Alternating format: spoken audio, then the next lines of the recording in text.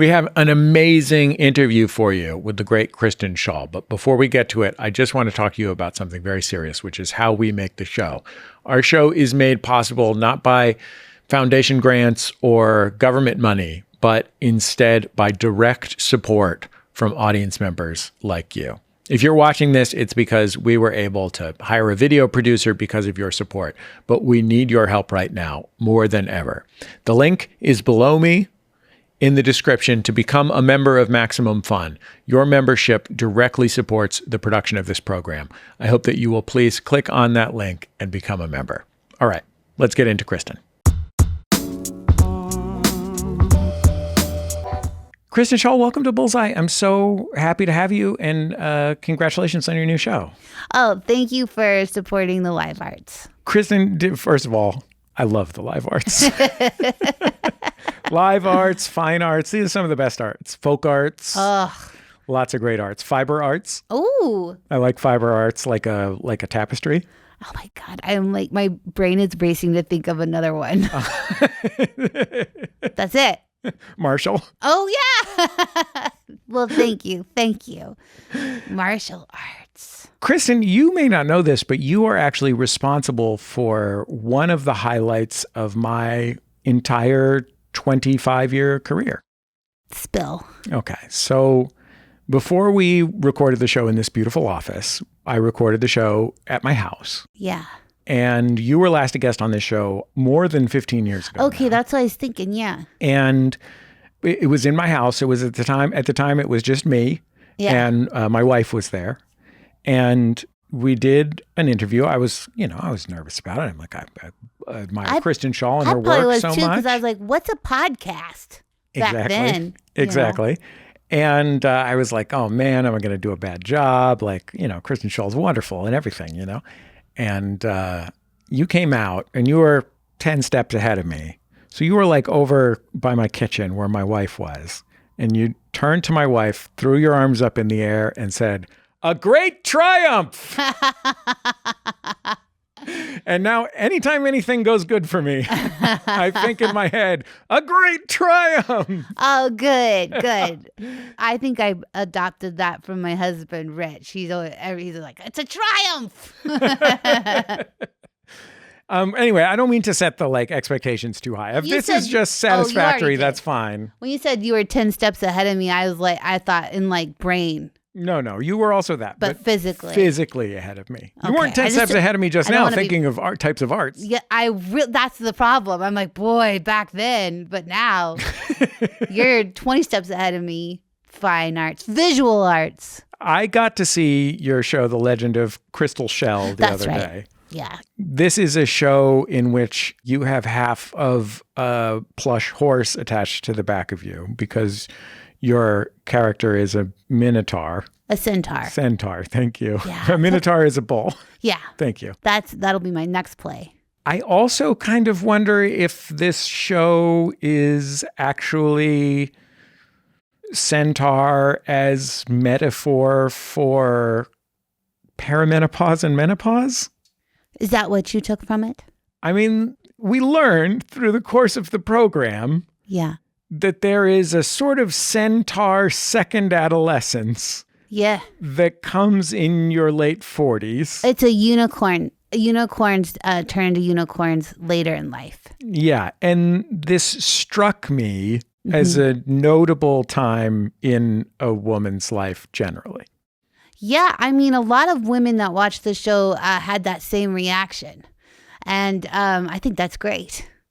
Hey, I can't control the viewer's experience, but Crystal's story was that she was meant to turn into a unicorn, but that happens later in life. And it happens to be a lot of the same, we were spoiling the whole show, but a lot of the same symptoms as, I guess, menopause. I don't know. I haven't had it yet, but I hear it's coming. You've heard. Yeah. A lot of my friends are talking about it. You gave $40 to a stool pigeon and he told you? Well, is that a thing? a stool pigeon, like, yeah, sure. He's been hanging out down at Johnny's bar. Well, then up to something. That kind of guy. Not an animal. No, a stoolie. I was like, what the hell is a pigeon going to do with money? No, I know birds are really smart. He's gonna waste it on buying garbage. Yeah, exactly. Okay, but was this on your mind? So you say audience members are coming up to you to talk to you about it. Was it on your mind when you were writing it? I think so. I mean, I thought it was funny that was a thing that happens later in life. So definitely that was one of the jokes. Yeah. I mean, you made a show many, many years ago called Penelope, Princess of Pets. Yeah.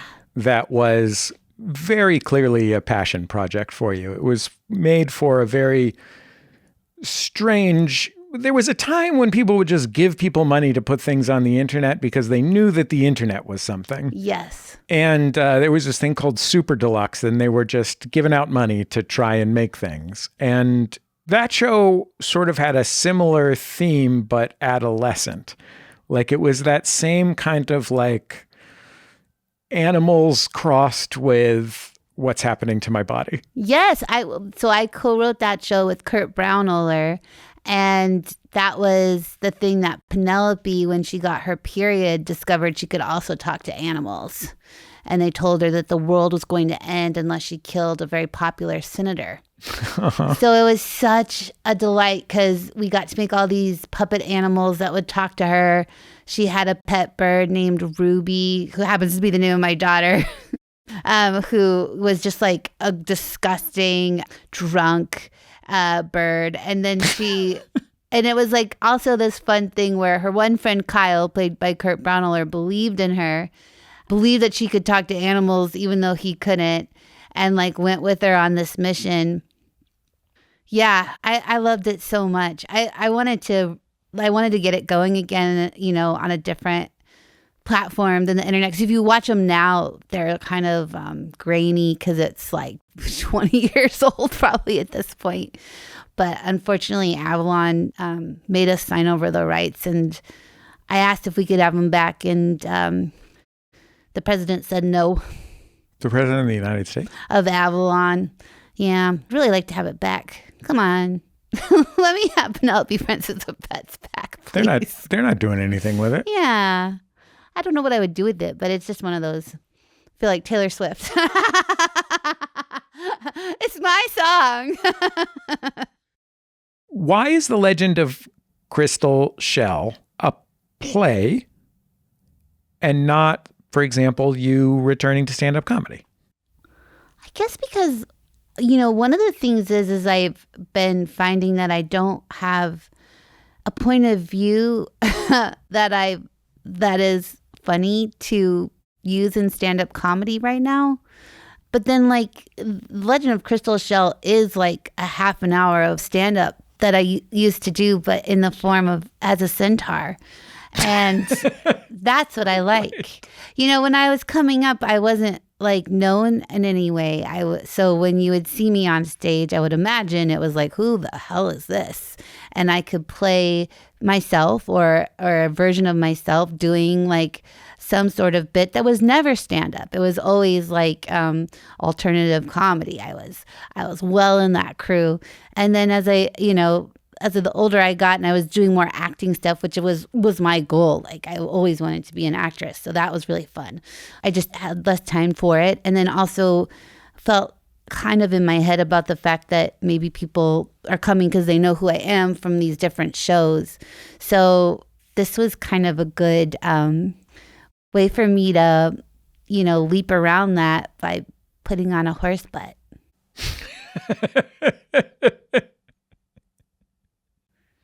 Do you think that you like to perform with half of a plush horse attached to you because it gives you control over looking stupid? Yeah, sure. So you think I'm hiding behind that? You're calling me a coward. It was a question that I asked. Bullseye. I haven't. Yeah, I'm scared, okay? No, she's just a character. I don't think I was putting it on. I think subconsciously, sure. I was wearing it to be someone else completely. But also, I woke up after writing the whole thing with the realization that because I was in such a writer's block stage for the last like probably 7-8 years in a way with doing live performance, that I was like, I realized that in the show, you know, her mom locks her away and tells her she's a freak, and she doesn't get to perform or meet people until her mom dies. And I realized that the mom is me, and that's me talking to every new idea that comes up. I'm like, you're not good enough. You suck. They're not going to like it. It's not, you know, like the industry's been telling me also about my ideas. And I'm just like killing them and hiding them and burying them down. And I was like, the only way you're going to do a live show is if you kill her so that this like weird, freaky, you know, stinted centaur girl can dance. You got to stop being so negative and critical about yourself. Let her do her stupid dance. Let her be dumb and excited to see an audience. The fact that it's set in this second adolescence where centaurs become unicorns, and that the main character is someone who is struggling with childhood. You know, this character has been isolated by her mother for her whole life. I wondered what your adolescence was like. Well, you know, it was a little bit isolating because I grew up on a farm and there wasn't a whole lot of ways to get into town. There wasn't like play dates or anything. There wasn't summer camps. So I remember one summer we had a VCR that summer, and we didn't have cable, but we must have owned or recorded an illegal copy of Dirty Dancing, and I watched it every afternoon. And Dirty Dancing for a whole is summer. Central in Crystal Shell. Yes. And a lot of my stand-up. The whole thing is actually my favorite moments of comedy that I've done, but like rewritten as a centaur doing it. But yeah, that was... So yeah, it was a little I would talk to animals, like I would talk to the cows on my farm, and I would do shows for them. And I remember just really wishing, I wasn't bullied, but I definitely wished for, you know, I wanted to be in a clique. You know, I wanted to be best friends with, there was best friends necklaces going around, and I was like, oh God, what I wouldn't give. And then at one point there was a trio of best friend necklaces, and I couldn't even get into one of those. Were each as a third of the heart or whatever it is? Yes. And I was like, oh, maybe now. Did you have eyes on what your life could be like outside of relatively rural Colorado? I mean, it's funny because I visited my uncle in Chicago a couple times, so I knew about Chicago, and I knew I wanted to be an actress. I mean, it's so stupid. What a stupid thing for me to want to do. And the good news is, too, is... Are you aware that you are currently a famous, successful actress? Yeah, but it's like what a wild dream. And in my, shout out to my parents. They didn't really discourage. They never discouraged it. I think they were just like, wow, okay. When I got into Northwestern, I remember going to, like, I worked at a video store in Longmont in high school. And so I would just watch all the stand-up comedy VHS tapes. I was allowed to rent them all. And then I read, Something Wonderful Right Away by Jeffrey Sweet, which is about the Compass Players that started in Chicago before, that led to Second City. And then I read everything I could about Second City. And I remember I went to Northwestern, and then I think I went to Second City and auditioned for their conservatory program. And I got into that. I remember just being in the Second City building in Chicago and like going to the ladies' bathroom and just standing there thinking, oh my God, like Gilda Radner might have sat on this toilet seat too. Like it was just being in the location, being in the building, was such a miracle to me. And then trying to make it work in New York, and then getting really, really, it's like up and down. But yeah, I knew I wanted it, but what the outcome would be, I had no idea. Sorry, that was a long-winded question. Young Kristen Schaal did not know. When you were going out on auditions seriously, professionally, like trying to work as an actor, what did people tell you about the fact that you have such a distinctive voice and look? To me, I'm like, well, she's got the perfect comedy voice and look, right? Like, we all wish we could be Kristen Schaal and Will Ferrell, where we're like good looking and amusing looking at the same time. Flirting with me. I'm not. And We're both happily married. But you're both a beautiful lady. Thank you, Jesse. And a comedy looking person. Clearly, I really needed to hear that. I think you follow what I'm saying. I love it. Yeah, I don't really, I've definitely had a leg up of sticking out for sure that I would say helped me, but I didn't really book a lot of work. Like I definitely got commercials, which helped me pay back my student loans, and I'll forever be grateful. But like a regular job, I was like, oh, I wish I could just get on a show or anything, And even voiceover, I was like, can I do voiceover? Like it wasn't even a dream of mine, but I'm like, can I do voiceover? And I would go to my agent, it was Abrams at the time, and I'm like, hi, can I do voiceover? Can I audition for voiceover stuff? And I'll never forget it. The guy who did voiceover department like held up like a stack of CDs. He's like, well, you need to make one of these. And it was like where you would burn a CD with you doing voices on it to give to, and I was like, okay, And then I just wasn't really getting any work. And I was, waitressing and temping. And then I started doing, I was always doing stand-up and doing my own stuff. Because again, they can't say no to you performing on a street or, in your friend's show. So I would just do something almost every night of the week. I was doing something somewhere in New York City, some sort of performance. And then that led to me getting over like 10 years when the HBO Comedy Festival was still happening in Aspen, is when they offered me a spot there to come. And I remember being so nervous. I just knew, I kind of felt it. I'm like, this is it. And I did it back in Colorado, which is funny, like full circle. My mom and dad came, there was a snowstorm, and my brother. And I did well, and nothing came from it except that the year before, the Flight of the Choncords did the Aspen Comedy Festival, and HBO was developing a show with them. So when I did it the next year, while they were writing it, they showed a clip of my performance to them, and I was able to get the part of Mel on their show. And at the same time, or maybe a couple of years after that, I got Bob's Burgers because Holly had seen me doing shows at Eugene's show. So it all kind of started because of stand-up, is what I'm saying. In show business, I can't imagine having a better job than your job on Bob's Burgers. No, I know. I don't call it a job. That's why sometimes when Last Man ended or What We Do in the Shadows, I'm always like, well, I don't have a job anymore. And my husband's like, you do have a job. I'm like, that's not a job. That's my family. It is my family. I mean, this is a network television show.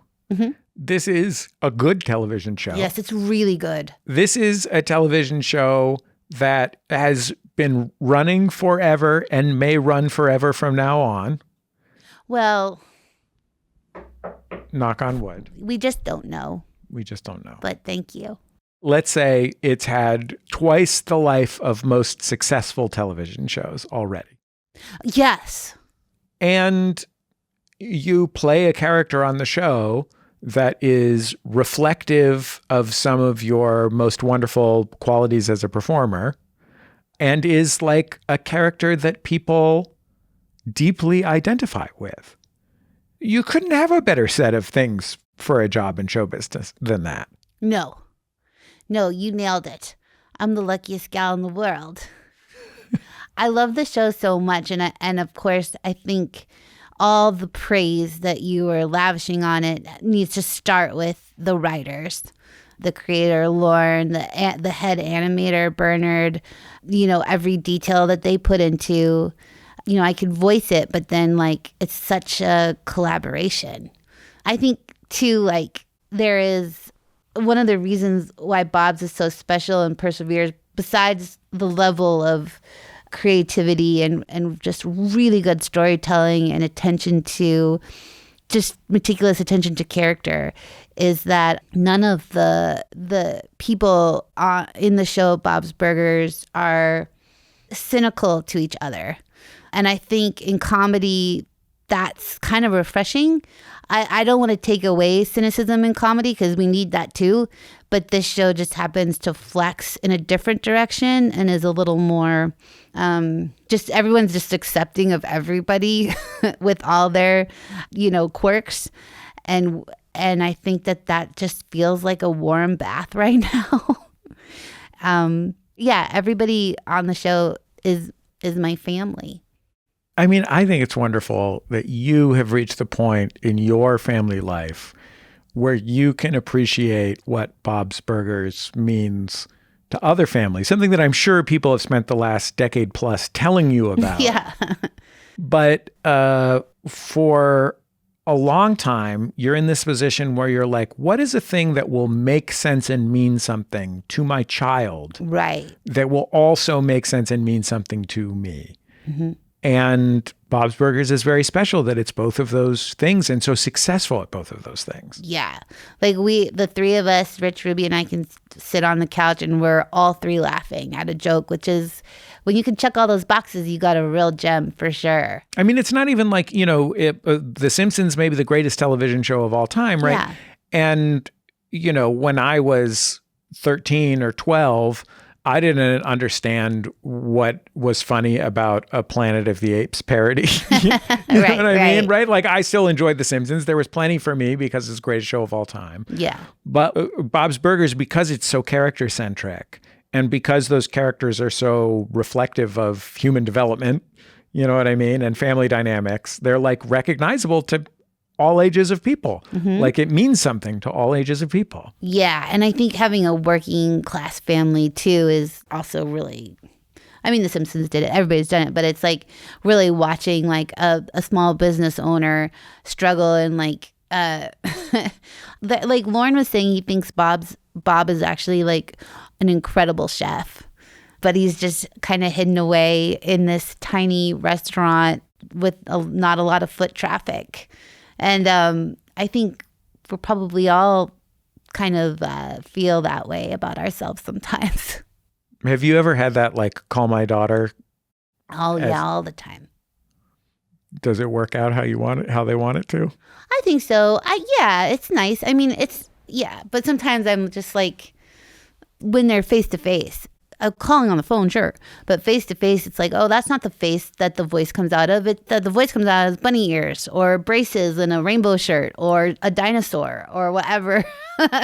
So I'm always like, oh, we don't have to do this, guys. Come on. My favorite thing that anyone has ever done, including like the Civil Rights Act and stuff, is something that you and Kurt Braunohler did called Kristen Schaal as a Horse. Yeah. Could you describe Kristen Schaal as a Horse for our audience? Of course. It's where Kurt starts singing Kristen Schaal as a horse and I start dancing. And he just repeats it. He goes, Kristen Schaal is a horse.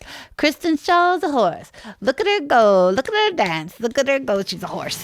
Oh, Kristen Schaal is a horse. Kristen Schaal is a horse. Well, look at her dance, like a look at her go, like a look at her dance like a horse. Oh, Kristen Schaal is a horse. Kristen Schaal is a horse. Well, look at her dance, like a look at her go, like a look at her dance like a horse. Oh, Kristen Schaal is a horse. Kristen Schaal is a horse. Well, look at her dance, like a look at her go, like a look at her dance like a horse. Oh, Kristen Schaal is a horse. Kristen Schaal is a horse. Well, look at her dance, like a look at her go, like a look at her dance like a horse. Oh, Kristen Schaal is a horse. Kristen Schaal is a horse. Well, look at her dance, like a look at her go, like a look at her dance like a horse. So like that. And then it goes in a loop over and over. And it's something that kind of like, it's on the episode loops from that other radio show. From Radiolab. Radiolab. I'm like, it's Radiolab. And so the point is, what's fun about it is that it kind of goes, you think it's funny, and then you think it's tiring, and then you're kind of over it, and then it's still going, and then you think it's funny again that it's still going, and then you kind of just like lose it.